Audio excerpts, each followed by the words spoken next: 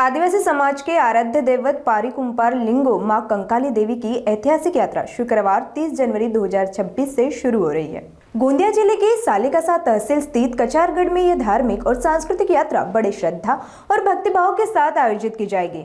इस यात्रा में देश भर से लाखों की संख्या में आदिवासी श्रद्धालुओं के शामिल होने की संभावना है।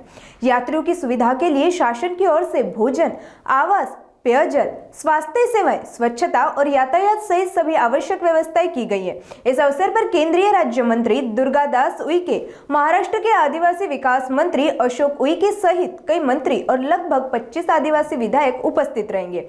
यह जानकारी स्थानीय विधायक संजय पुराम ने मीडिया से बातचीत के दौरान साझा की। श्रद्धा, परंपरा और एकता का प्रतीक कचारगढ़ यात्रा इस वर्ष भी पूरे उत्साह के साथ मनाई जाएगी, जिसे लेकर श्रद्धालुओं में आस्था और भक्ति की लहर है। दरवर्षाला कचारगड येथे पौर्णिमेला आदिवासी समाजाचा मोठा त्या ठिकाणी यात्रा होतो। पाहंदी पारीकुंपार लिंगो यांच्या दर्शनासाठी लाखोच्या संख्येने देशातील प्रत्येक राज्यातून त्या ठिकाणी आदिवासी बांधव आणि इतर बांधव देखील येतात।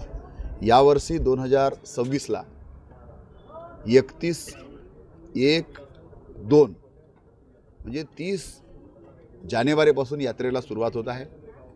या यात्रेमध्ये केंद्राचे केंद्रीय राज्यमंत्री आदरणीय दुर्गादासजी उइके, महाराष्ट्र राज्याचे आदिवासी मंत्री आदरणीय डॉक्टर अशोकजी उइके, गोंदिया जिल्ह्याचे पालकमंत्री आदरणीय इंद्रजीजी नाईक आणि भंडारा जिल्ह्याचे पालकमंत्री आदरणीय डॉक्टर पंकजी भोयर आणि आदिवासी समाजाचे 25 आमदारांना त्या ठिकाणी निमंत्रित करण्यात आलेला आहे।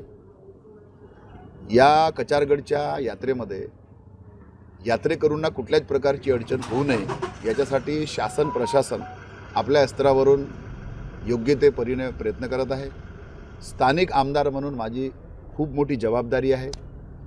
दरवर्षी आपण मोठ्या संख्येने येणारे जे भाविक आहेत त्यांना जेवणाची व्यवस्था, पिण्याच्या पाण्याची व्यवस्था, राहण्याची व्यवस्था अशा प्रकारे आपण त्या ठिकाणी व्यवस्था करतो।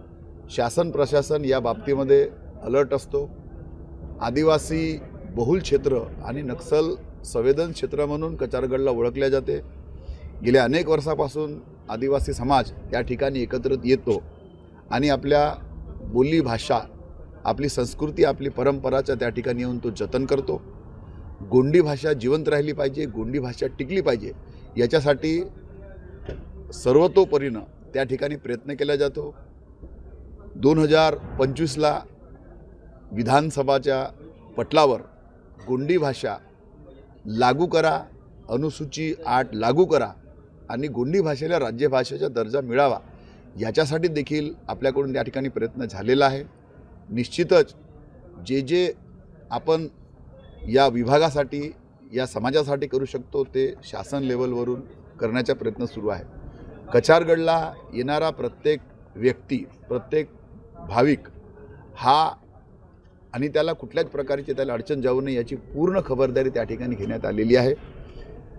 दरवर्षी त्या ठिकाणी शासन प्रशासन काही ना काही कचारगडच्या विकासासाठी करतो आहे।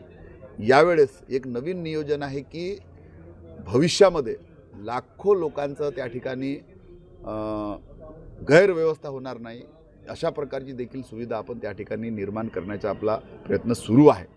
आज आदिवासी समाजाची संस्कृती, त्याची बोलीभाषा, त्याचे रीतिरिवाज, परंपरा टिकून राहिला पाहिजे याच्यासाठी पूर्ण स्तरावरून त्या ठिकाणी प्रयत्न सुरू आहे।